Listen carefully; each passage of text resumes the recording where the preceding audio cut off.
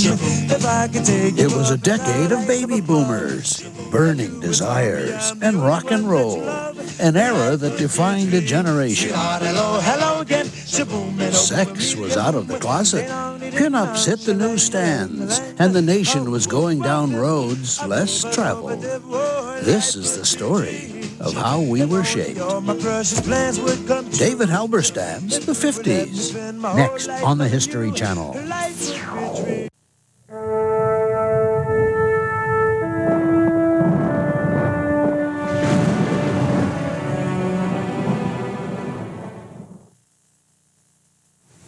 Hello, I'm Roger Mudd. Welcome to the History Channel. Mention the name Kinsey, and what comes to mind? If you were around in the 1950s, the answer is probably sex. Alfred Kinsey's study of sexual behavior sent shockwaves through post-war America. Our series, The 50s, continues with three pioneers who let sex out of the closet in that supposedly prim and proper decade. We begin with Kinsey, whose work remains highly controversial because, as it now turns out, his sample included a high percentage of convicts and sex offenders. But even if Kinsey's methodology was flawed, there's no questioning his impact. Join us now as the History Channel presents The 50s, Burning Desire. The end of a perfect evening. But how do you say goodnight? Don't leave. Or it could go this way. Well, so long. Just like that. One more way. I had loads of fun. So did I. Good night, Woody. Night, Ann. Bum bum bum bum bum bum bum bum bum bum bum bum bum bum bum bum. Does she love me with all her heart? The instructional films of the 50s seemed to capture the spirit of the age. Dating do's and don'ts, and no sex outside of marriage. But were we really doing what we were supposed to be doing? Or was there something else going on? Well, it's a lover's question. I'd like to know.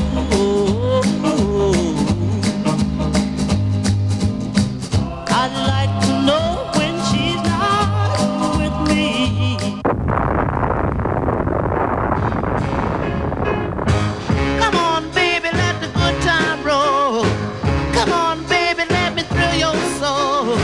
Come on, baby, let the good time roll. Roll all night long. Come on, baby, yes, this is it. This is something I just can't miss. Come on, baby, let the good time roll. Roll all night long. Come on, baby, while the thrill is on. Come on, baby, let's have some fun. Come on, baby. But this is our first date. I know what you're going to say. I could tell you what you're going to say because I know what it is because I heard it before. You're going to say that I wouldn't respect you, right? Well, right? Listen, Ginny, I want to tell you right here and now that I would respect you like crazy.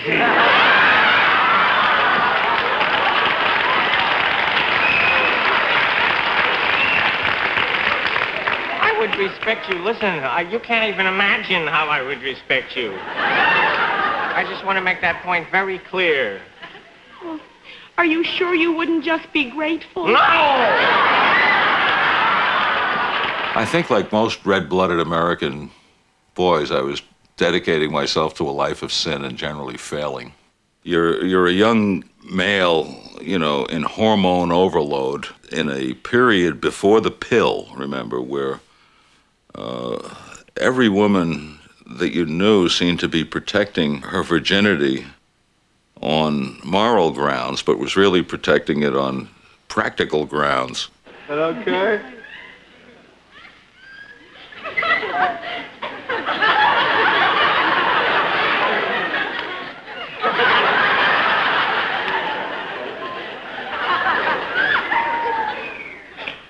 Do you think you're going to go to college? With boys, you had to really control the situation sexually. You know, nothing below the neck, you know, for certain boyfriends. So they could go only so far and no further. It was a huge decision if you finally decided to go all the way, which was what they called it then. It was a huge decision and a risk.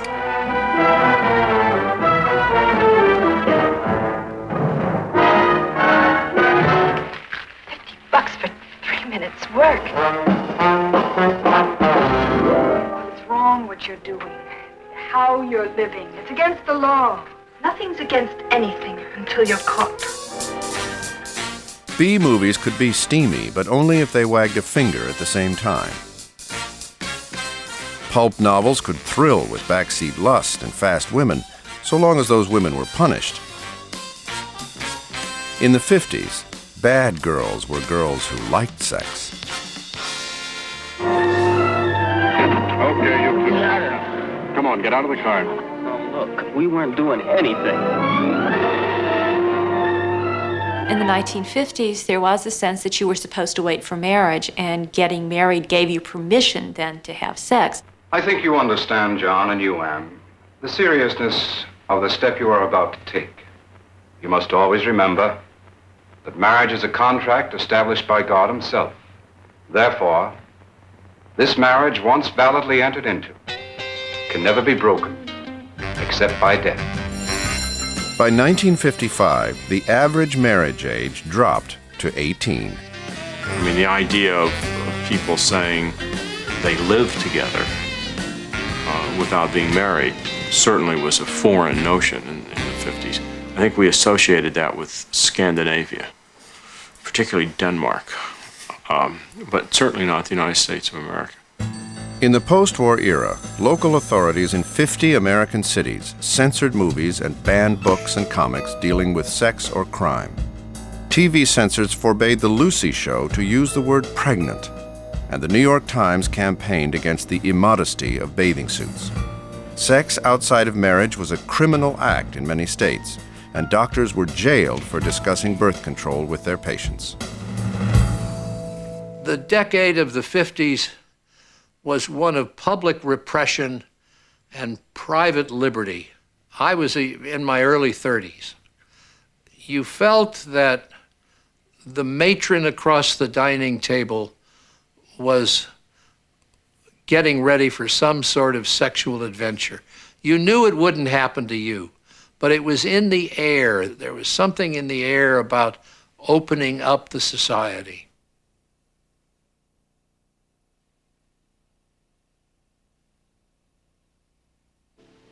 Well, take it easy. Not those cats.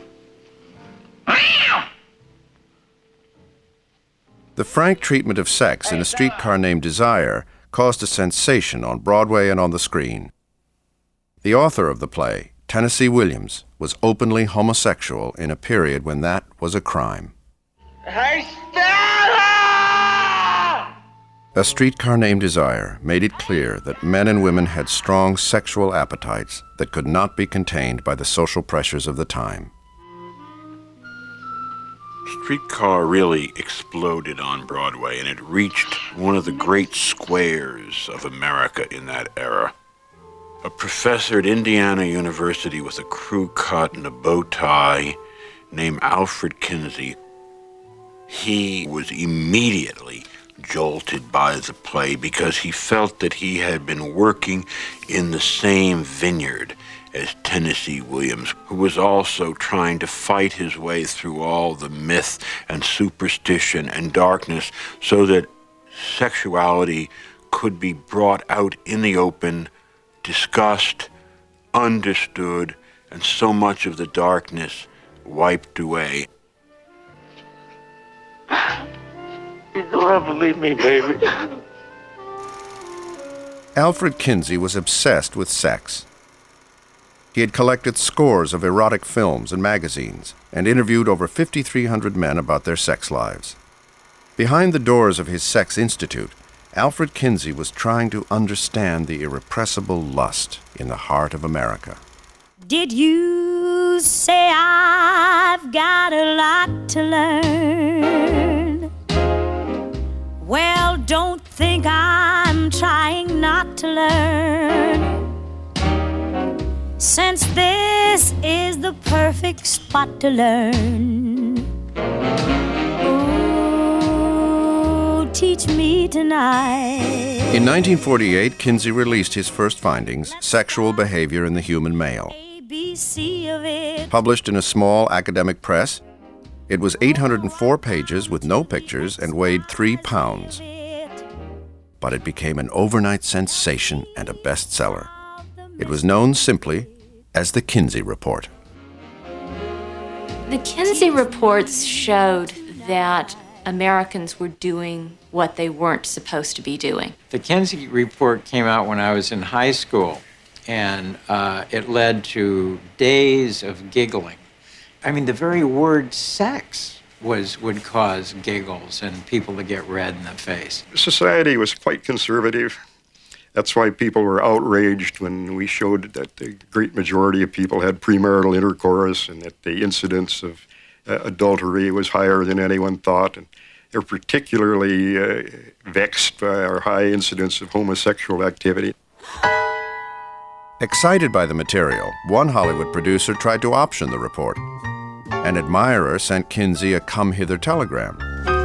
Anxious to meet you. Please telephone me. Warwick Hotel. If Mae West had known Kinsey, she would have been disappointed. He was a Boy Scout who married the first girl he ever dated. We always laughed when Mrs. Kinsey came in with anything. She once said to a New York Times reporter that she hardly ever saw her husband now that he had taken up sex. On Sunday nights, the Kinseys would host a musicale. They invited professors and graduate students to sip tea and listen to records from their classical collection.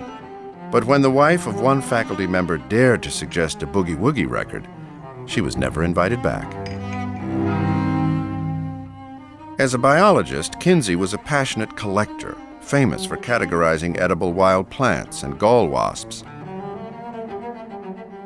Kinsey's collecting would turn from insects to human beings when he was asked to teach the biology section of a popular 50s phenomenon, the marriage course. I needed a marriage course. When we grew up, your parents never told you anything about sex.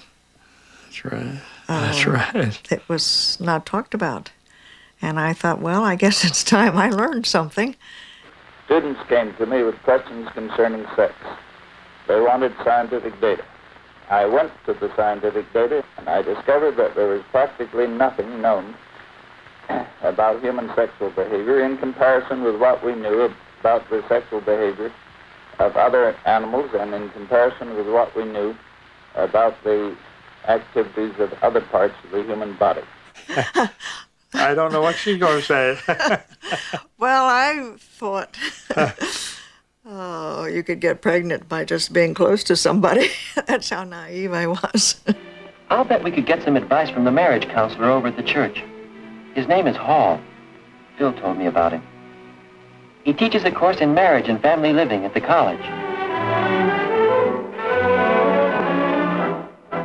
There was probably an early physical reaction, a romantic attraction that pulled you together, a love appeal that hits you sort of boing. But it takes more than this boing. For you see, if you're too far apart psychologically, if your backgrounds are not similar enough, it can cause a great deal of argument and unhappiness until it's gone. Where'd it go? That's what we had a course called Modern Living, which was taught by our dean, Dean McIntosh. She gave a lecture on the reproductive organs, and I remember we were going to be tested on this and running down Broadway toward the hall where we were going to be tested and running into a classmate of mine who said, "Quick, what are the male sex organs?" Kinsey's concerns about sexual ignorance drove him to scientific research. With financial support from the Rockefeller Foundation, he established the Kinsey Institute for Sex Research to assemble, collate, and analyze sex histories from a broad cross-section of American men and women.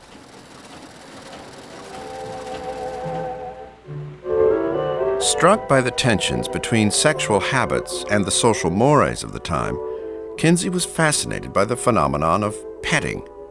In the 40s and 50s, petting was condemned by law in every American state, and practiced by 95% of young adults. Within the safety of a steady relationship, young people necked and petted and explored sexually as long as the line wasn't crossed, as long as the girl or the woman remained technically a virgin. Look, you're going to give me goosebumps. Really? I'll cut it out. Never. Coward. Oh, really?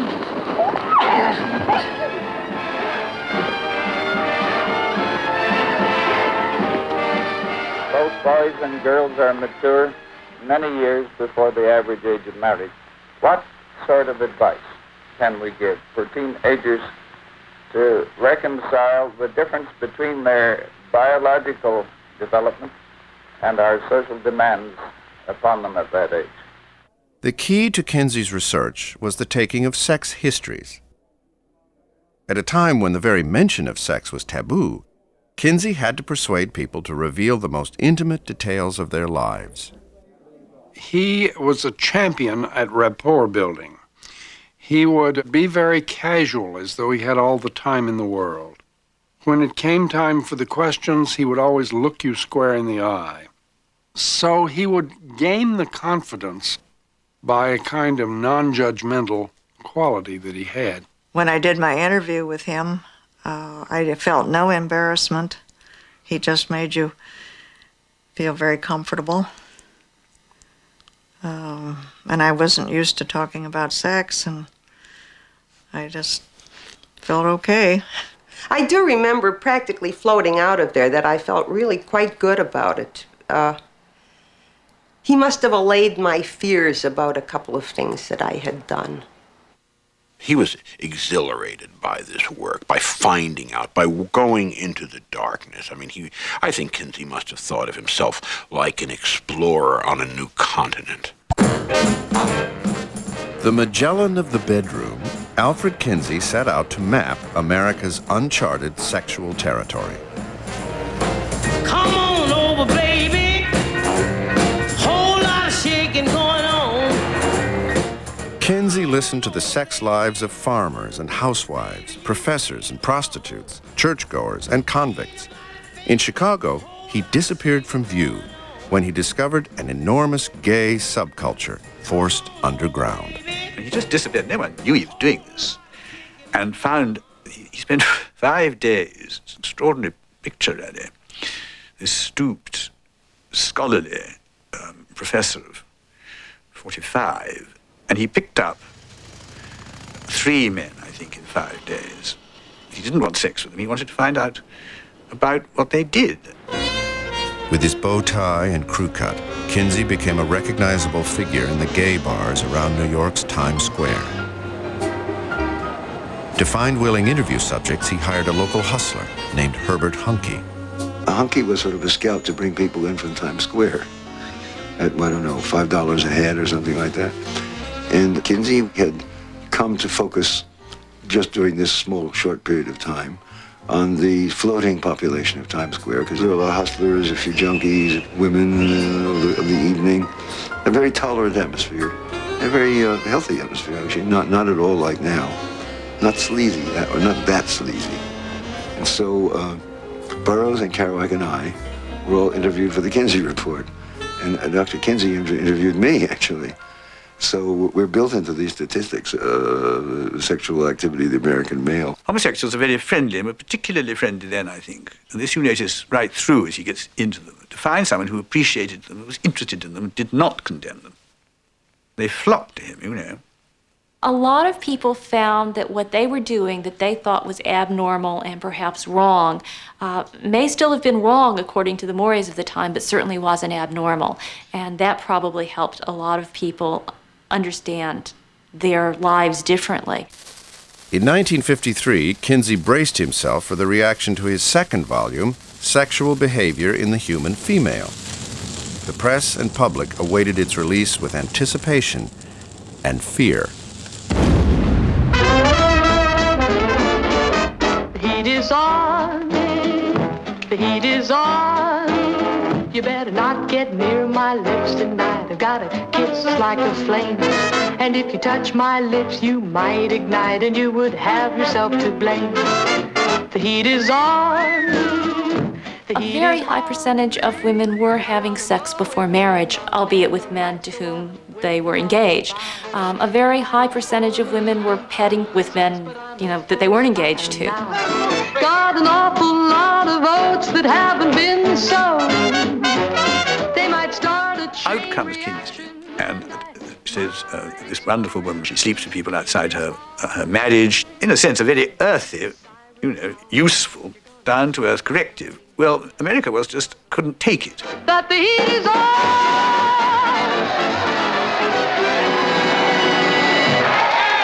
In our society back in those days, we still had this sort of good girl, bad girl dichotomy. They were either Madonnas or whores or something. And it upset people to find that most women were in between. Have you formed any opinions about the book as a result of your reading? I wouldn't like to read the book. You would not like to No. read it? Do you approve or disapprove of the book? I disapprove of it. I think he speaks to the wrong kind of people, because I don't think the average person feels that way. I think it's a waste of a brilliant man's time and money, and I don't think that any decent woman would give a man her opinions on such a matter. I know I wouldn't. I think it's a good thing. I think the more you know about anything, the better you can do it, and the better you do it, the more successful you are, irrespective of what it is. If Kinsey wouldn't spend so much time on sex, he'd have a little much more time for his wife.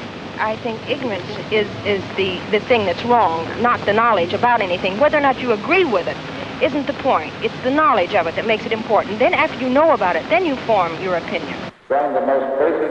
Kinsey became a kind of pop star, drawing enormous crowds for his lectures on sexual behavior. Polls showed that a majority of Americans supported Kinsey's work, and inquisitive readers turned the female volume into another bestseller. The criticism for the second volume was much more hostile than for the first. Clergymen attacked him on moral grounds, calling his work animalistic. One congressman said the book contributed to the depravity of a whole generation and convened a committee to demand that the post office bar the book from the mails. Some of this came up in a congressional subcommittee. We were insulting American womanhood. All of this destruction of our Judeo-Christian morality, which we were attempting to do, obviously, would result in making it easier for a communist takeover. Kinsey began to realize that he was under siege and that his funding might be cut off. And at that point, I think he became extremely sensitive, and he tried to get the people from the Rockefeller Foundation to come out to Bloomington to see what they were doing. But it was very threatening because he was suggesting things about the daily fabric of their lives. Kinsey was saying, "Sir, it's in your own home."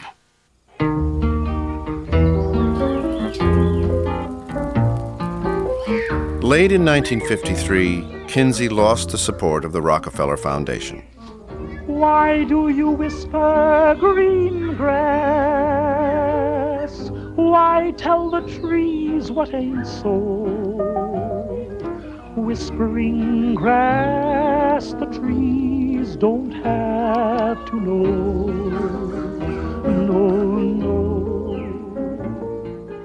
Kinsey tried to compensate by working harder. As he began to suffer from insomnia, his friends begged him to slow down.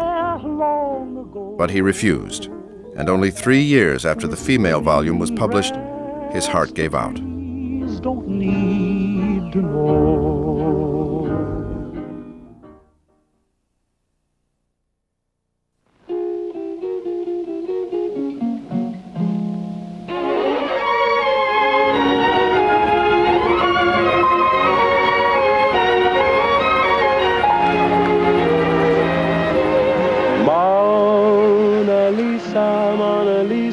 Men have named you. You're so like the lady with the mystic smile.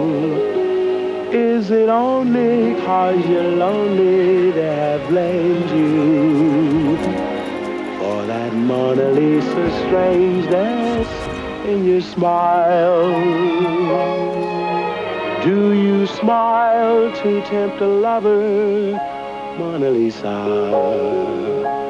Or is this your way to hide a broken heart? Many dreams have been brought to your doorstep. They just lie there and they die there. Are you warm? Are you real, Mona Lisa? Are just a cold, lonely, lovely work of art. She's an enormously luminescent figure because there is both the stunning beauty and sexuality, and then at the same time with her, the vulnerability.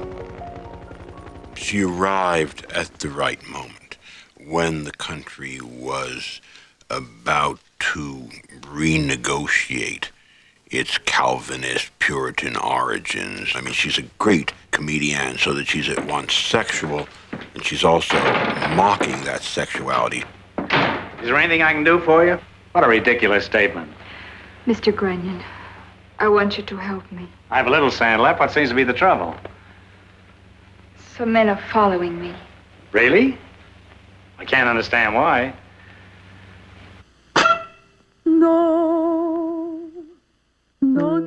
Like Mona Lisa, Marilyn's appeal depended on what men read into her smile.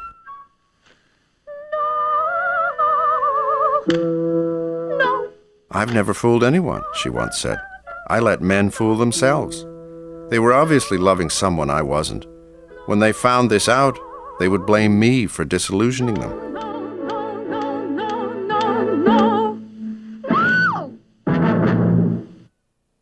She was both innocent and deeply sexual. Like Kinsey, her troubles began when she was caught between the way things really were and the way they were supposed to be. In 1949, needing $50 to pay for her second-hand car, Marilyn agreed to pose in the nude for a photographer named Tom Kelly. Kelly remembered that she was nervous that the nudity might hurt her career, and I guess he talked her out of it, and she took off her clothes, and out of that came this famous calendar cover, as she later said, with nothing on but the radio. The calendar photo became famous, but for many years no one knew that it was Marilyn. So her career as America's most wholesome sex symbol continued to soar. Late in 1952, Fox received an anonymous phone call from a blackmailer threatening to reveal that Marilyn was the calendar nude. Saying it would destroy her career, Fox pressured Marilyn to deny it. But Marilyn's response surprised everyone. When Marilyn told the truth, her fans embraced her for it. Americans seemed to want more honest talk about sex, a popular attitude that would be exploited by another. One of the people who saw that great Marilyn Monroe calendar was a repressed, sexually obsessed young square in Chicago, a failed cartoonist named Hugh Heffner. From a small apartment in Chicago, Hugh Heffner watched the Marilyn controversy with great interest. Though he had no money and little experience in publishing, he believed that if he could find a way to buy the rights to the calendar photo, he could launch a magazine that would challenge the repressive sexual climate of the 1950s. Marilyn Monroe would be the lure for readers whom Heffner hoped would share his fantasies of a lifestyle blending fast cars and philosophy, men's clothes, and naked women. I discovered that the John Baumgarth Company, a calendar company that was located very close to where I grew up on the west side of Chicago, owned the rights to the Tom Kelly calendar picture. So I went out there and I walked out of there with the rights to reproduce the picture for $500, and he threw in the color separations. Now, the color separations would have cost me more than $1,000 by themselves. In his dingy apartment, he wrote the first issue himself. Then he set out to find an art director who would work for stock in the shaky new venture. The man he found was Arthur Paul. One day there's a knock on the door, and I open it up, and there's Hugh Heffner, and his appearance was rather unusual. He had a raincoat that was frayed and pretty used. He had a lot of papers under his arm, and he had a growth of beard. My first impression was, should I protect myself? And when I asked Heff what the magazine was going to be called, he said Stag Party, and a train went by just at the same time, and I thought, oh my God, he's inviting me out to a night on the town, you know? Stag Party was Heffner's first choice for the name, but when Stag magazine threatened to sue, he changed it to Playboy. My art director, Arthur Paul, came up in about 45 minutes with a little sketch of a rabbit that became the rabbit symbol that is now worldwide famous. One of the things that's interesting about Playboy is that although we had no money, you can look at the very first issues and you can see the blueprint for everything that came afterward.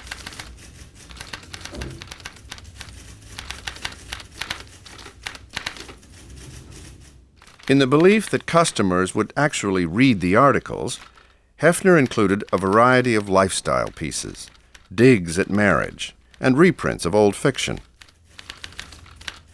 There was also a cluster of illustrations inspired by the Kinsey report, for Heffner saw himself as the heir apparent to the famous sex researcher. Max Lerner saw the parallels between, and the cause and effect between, Kinsey and myself. And he said, Kinsey did the research, I was the pamphleteer. Because of the Monroe photo, every young male of 1920 went out and bought a copy. I think they thought maybe if they could sell 30,000 copies, they'd be lucky. And they sold 53,000.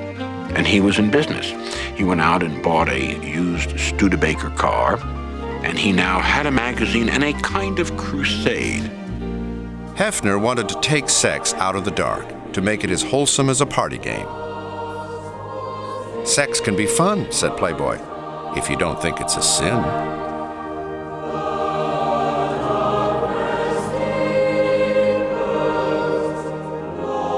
I think there's a direct connection between my attitudes towards sexual repression and Playboy and the very repressive Puritan home that I grew up in.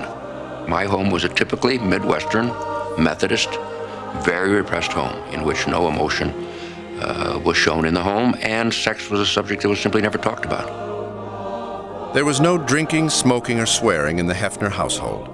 Outside the house, when his mother took Heffner to the local swimming pool, she was uncomfortable at the sight of so much naked flesh.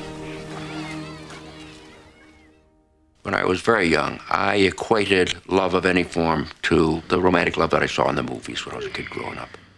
Good morning. I love you. Good morning. I love you.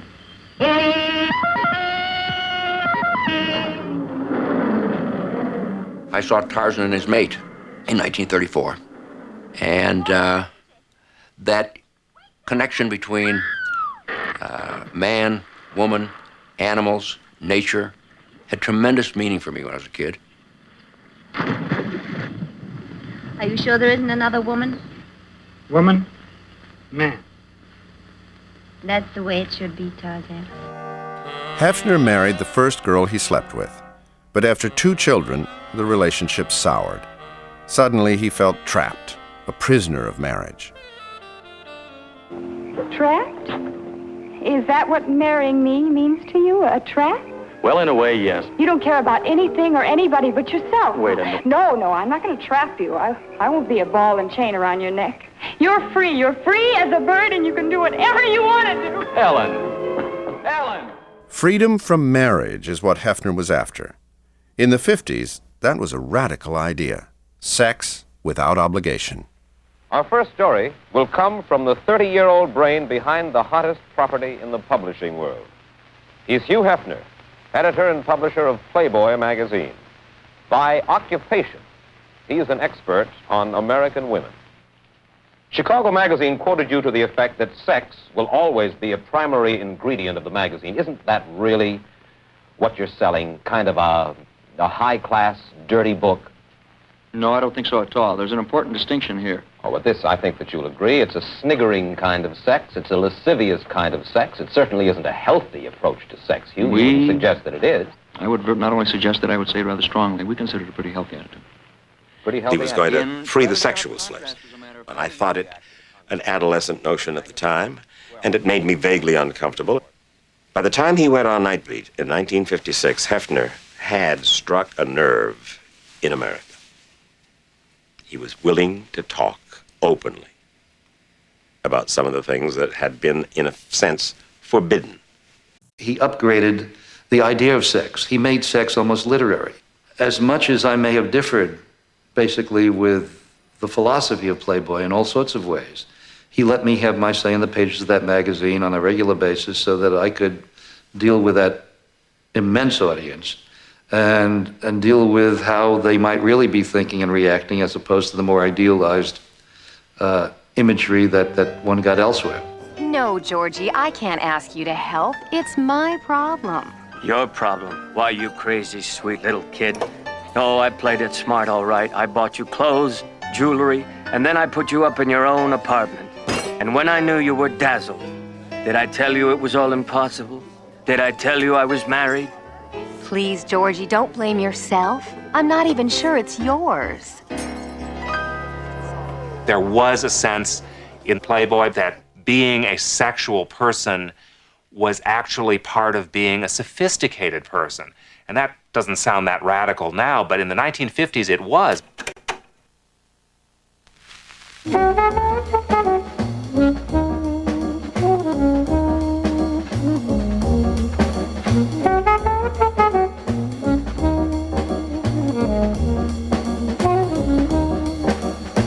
We like our apartment. We enjoy mixing up a cocktail and an hors d'oeuvre or two, putting a little mood music on the phonograph, and inviting in a female for a quiet discussion on Picasso, Nietzsche, jazz, sex.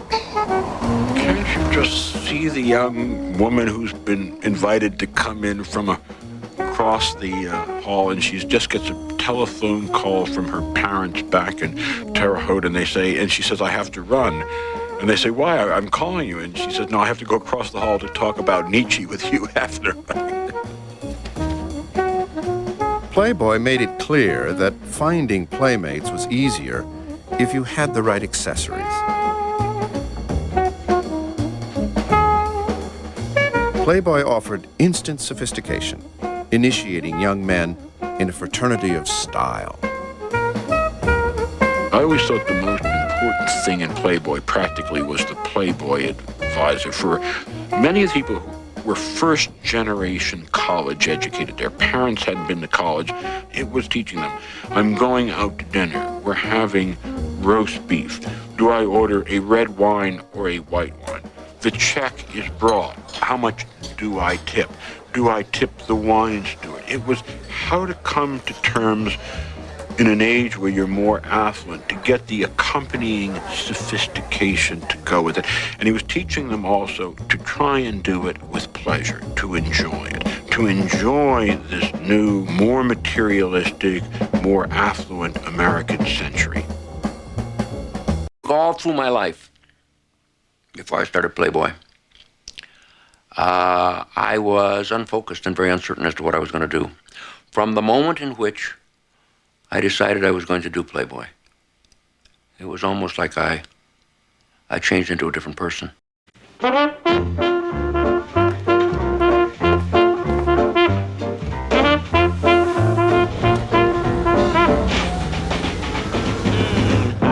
dig chicks. A chick's a man's best friend.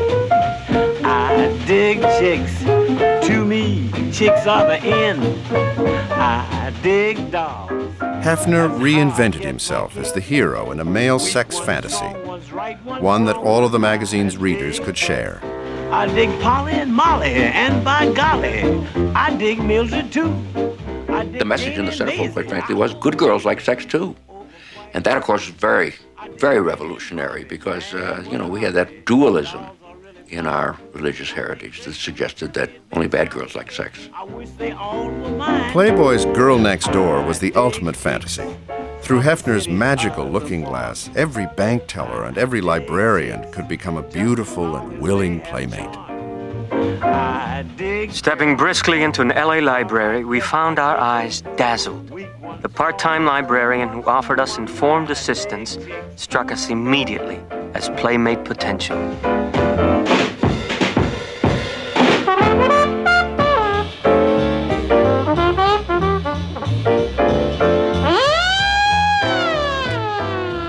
This month, we'd like you to meet editor, publisher, Hugh M. Heffner, the man responsible for the pulse, the personality, and the very existence of this magazine.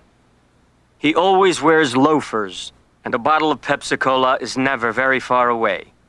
He begins his day around 11 a.m. and ends in the early hours of the following dawn. He has an enthusiasm for the magazine that communicates itself to his associates like sparks to tinder.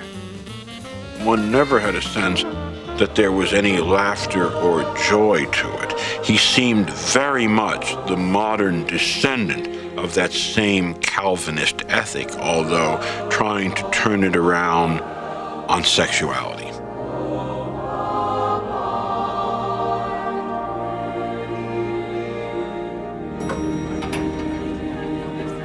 Heffner cast himself as a leader of the sexual revolution, but he seemed uncomfortable with the role.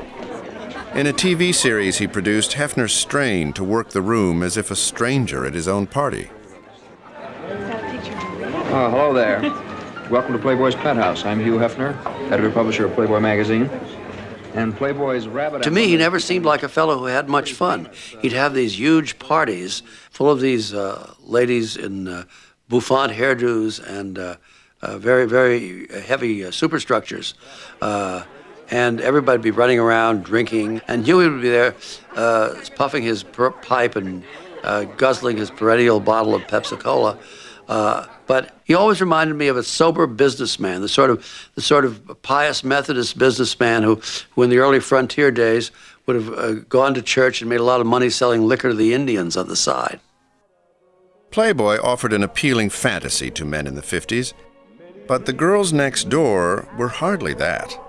They were airbrushed paintings of distant bodies, seemingly available, but never attainable, except to one man, Hugh Heffner, who captured them all under his magnifying glass. Are you warm? Are you real? Mona Lisa.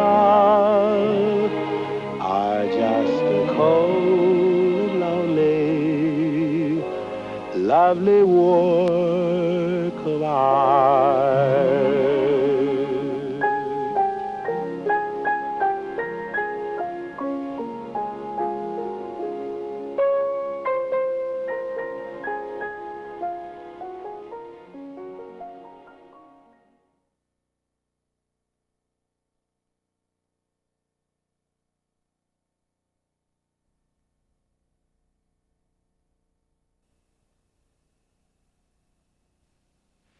Good evening. What you're about to witness is an unrehearsed, uncensored interview on the issue of birth control. It will be a free discussion of an adult topic, a topic that we feel merits public examination. My name is Mike Wallace. The cigarette is Philip Morris. The Mike Wallace Interview. Tonight, we go after the story of the woman who violated convention and bucked powerful opposition to lead the birth control movement in America. You see her behind me. She's Mrs. Margaret Sanger, who was thrown into jail 8 different times for her efforts. When we decided to book Margaret Sanger, the sponsor, Philip Morris, was not especially happy. And the network was not especially happy because it was well known that she had an antipathy toward the Catholic Church on the issue of birth control. They're celibates. They don't know love. They don't know marriage. They know nothing about bringing up children or any of the marriage problems of life. And yet they speak to people as if they were God. Well, the natural law, they say, is that, first of all, the primary function of sex in marriage is to beget children. Do you disagree with that? I disagree with it 100%. Your feeling is what, then? My feeling is love and the attraction between men and women. In many cases, the very finest relationship has nothing to do with bearing a child. It's secondary. You simply had to admire her for the courage that she showed, for the determination that she showed, and not just on that half-hour broadcast, but what her life had been. Margaret Sanger's commitment to birth control began when she was a child, traumatized by the death of her mother. Margaret Sanger's mother died at the age of 49. I'd like to say died of old age because she had had 18 pregnancies, 11 of them bringing forth children, 7 of them resulting in miscarriages. And there's a family story that says that Margaret Sanger leaned across her mother's coffin at the funeral, pointing directly at her father and saying, "You caused this." As a nurse in the tenements of New York's Lower East Side, Margaret Sanger saw other families like hers. Dear Mrs. Sanger, I am 30 years old and have been married 14 years and have 11 children. If I could tell you all the terrible things that I have been through with my babies and children, you would know why I would rather die than have another one. So please, pity me and help me. Dedicating her life to educating women about birth control, Sanger became a notorious crusader. For more than 20 years, she sought her own holy grail, a birth control pill that women could swallow as easily as aspirin. In the 50s, with money from a sympathetic heiress, Sanger went looking for a scientist to turn her dreams into a reality. The man she found was Gregory Pincus. An expert in reproduction, Pincus was famous for a 1939 experiment in which he astounded the world by fertilizing rabbit eggs in a test tube. He was on the frontier of work in genetics, and it made people uneasy. There were attempts to caricature him in the popular press as a kind of Frankenstein who would, create children without fathers. The hysterical reaction to Pincus's experiments helped push him out of Harvard University. By the time Sanger and McCormick found him, Pincus was doing basic research in Massachusetts in a group of old houses known as the Worcester Foundation. Margaret Sanger arranged a dinner with Pincus and asked him if it was possible to make a birth control pill. Pincus said it was, and that he was the man to do it. When his wife was skeptical about the prospect of such a pill, Pincus responded, "Lizushka, in science, everything is possible." Much of the scientific work had already been done. In Mexico, in the roots of yams, a renegade scientist had discovered a cheap and plentiful source of progesterone, the hormone released by females during pregnancy to prevent conception. Pincus knew that it was possible for women to gain birth control by taking doses of progesterone and so fooling their bodies into thinking they were pregnant, even when they weren't. I once heard someone say that genius involved taking the old facts and looking at them in a new way. And I think that what my father did in this instance was take information he was already aware of and knew about and be able to look at it from a different perspective. That was his genius. There were social problems. In Massachusetts, the transmission of information on birth control was a felony, punishable by up to 10 years in prison. The work that was being done in the Worcester Foundation could not even be discussed in polite conversation. Medical terms on reproductive biology were largely unknown to the general public. Church groups and school groups would come through here. One time they came, and we were castrating hundreds of rats. And they were so enchanted with all these testes that we kept taking out and throwing off to one side. And they have a beautiful blood pattern on them. So they wanted to know more and more and more about this. And I couldn't explain it to them in terms that were socially acceptable. I tried everything. Finally, I got down to 4-letter words. And I got greeted. Each group, either it was dead silence or it was giggles. There was nothing in between. But it was the kind of language that nobody ever spoke. By the late 50s, Pincus was ready to do extensive human field trials on the use of the pill. They knew they could not do the trials in the United States. In the state of Massachusetts, where they both were located, it would be absolutely illegal to be looking for a contraceptive. The first trials were conducted in Puerto Rico and Haiti. Both countries invited Pincus in because of their concern about the dangers of overpopulation. Pincus's daughter, Laura, helped with the trials. There was a woman there whose husband was the head of tourism. She was a social worker. She was the social worker for the new clinic. And as we drove through the streets in her chauffeur-driven car, people hung on to the car, begging for information about birth control. 19-year-old girls with 10 children, all by different fathers. They were desperate. In 1960, Sanger's dream was realized when the pill was approved for use. The pill was effective in combating birth rates, but evidence suggested that something else was going on. In the town of Northborough, where Pincus lived, the pills were being used by the daughters with aspirin being substituted for the mother's little box, with the mother subsequently getting pregnant. The real impact of the pill would be felt by young women who would find a sexual freedom their mothers could only have dreamed of. I mean, I thought we were going to help these people that had all the children they wanted and had more than they wanted, didn't want any more. That's what I thought we were doing. I didn't think we were going to turn the world upside down.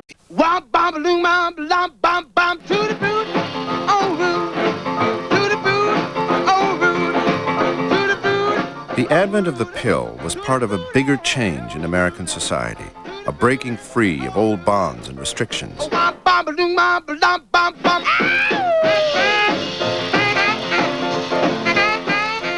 While rhythm and blues was changing the beat of American music, Southern blacks were demanding their civil rights. An attempted ban on a poem called Howl was struck down, and Bridget Bardot first appeared on American screens. Elvis the Pelvis was topping the American music charts at the very same time that Goody Pincus and Margaret Sanger were handing out their first birth control pill. I thought all the things that contributed to the sexual revolution in the 60s were seeded in the 50s. It was an increasingly sophisticated society that was trying to push down the barriers of this narrow Puritanism. And then, of course, when you had the dramatic change in technology with the coming of the pill, the explosion took place. The revolution came on. The sexual revolution was not without its downside. In the 50s, only about 8% of births were to single mothers. It's now more than 25%. And some of the revolutionaries, like Margaret Sanger, had repugnant ideas. Sanger suggested illiterates and criminals be sterilized, and she talked about creating a race of thoroughbreds. Now, here's a look at our next episode of the 50s. The movement that couldn't be stopped. Black Americans, invisible in so many ways, decided to be seen and heard.